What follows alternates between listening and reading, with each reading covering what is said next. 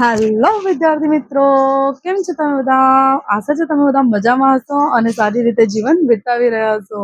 તો વિદ્યાર્થી મિત્રો, આજનું મારું લેક્ચર સ્ટાર્ટ કરતા પહેલા હું તમને એક કહેવત કહીશ જે હિન્દીમાં છે.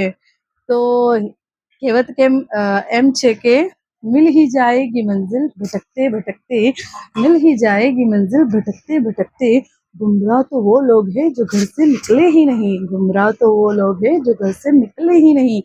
તો વિદ્યાર્થી મિત્રો, તમને પણ તમારી મંજિલ મળી જશે જો તમે મને સબસ્ક્રાઇબ કરીને મારી વિડીયોને દરરોજ અટેન્ડ કરશો અને તમારા કોમર્સ ફિલ્ડમાં વધુમાં વધુ માસ્ટરી હાંસલ કરી શકશો અને વધુમાં વધુ મહેનત કરીને તમે તમારા ગોલને એચીવ કરી શકશો. ઓકે વિદ્યાર્થી મિત્રો, તો લગે રહો और रुको मत.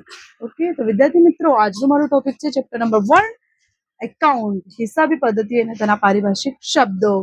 આ છે ધોરણ 11 નો ચેપ્ટર.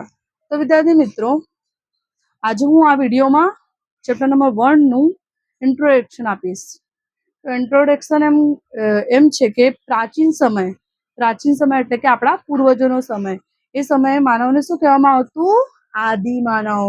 તો પ્રાચીન સમયમાં આદિમાનવ કેવું જીવન ગાળતું હતું? તો ભટકતું જીવન. કેવું? ભટકતું જીવન.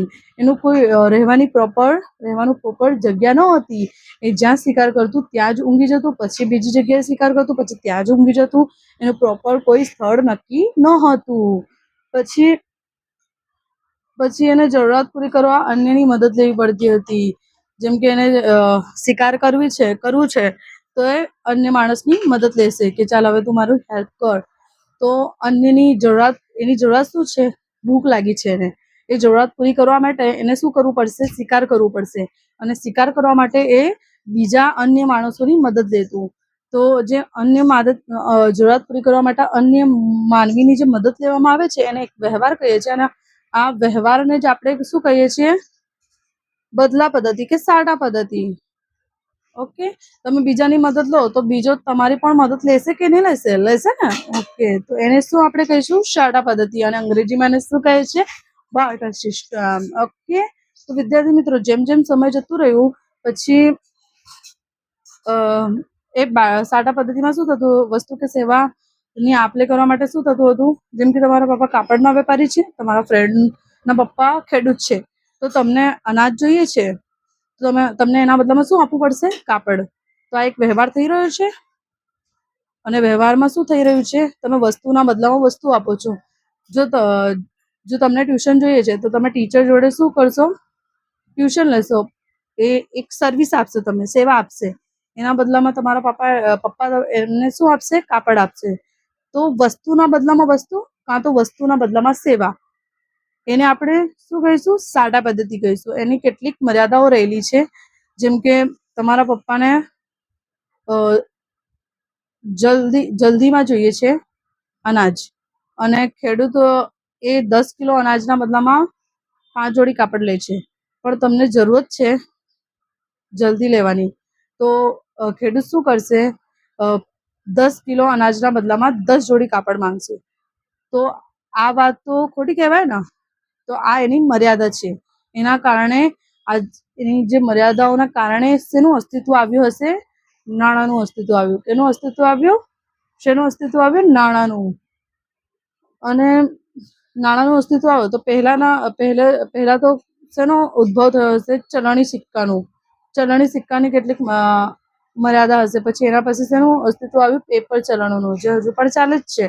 પછી એના પેપર ચલણના બદલે હવે શું ચાલી રહ્યું છે? પ્લાસ્ટિક નાણું એટલે કે ડેબિટ કાર્ડ, ક્રેડિટ કાર્ડ, એ બધું. અને એનાથી પણ આગળ જઈએ તો એક નાણું હજુ ચાલી રહ્યું છે. ખબર જ છે તમને? કહો મને કમેન્ટમાં જણાવો. જલ્દી કરો, જલ્દી. તો ડિજિટલ નાણું એટલે કે નેટ બેન્કિંગ. ઓકે, નેટ બેન્કિંગનું અસ્તિત્વ આવ્યું અને હજુ ચાલે પણ છે. અને હવે શું થાય છે કે વસ્તુ કે સેવાના બદલામાં તમે શું આપો છો? નાણું આપો છો. શું આપો છો? નાણું.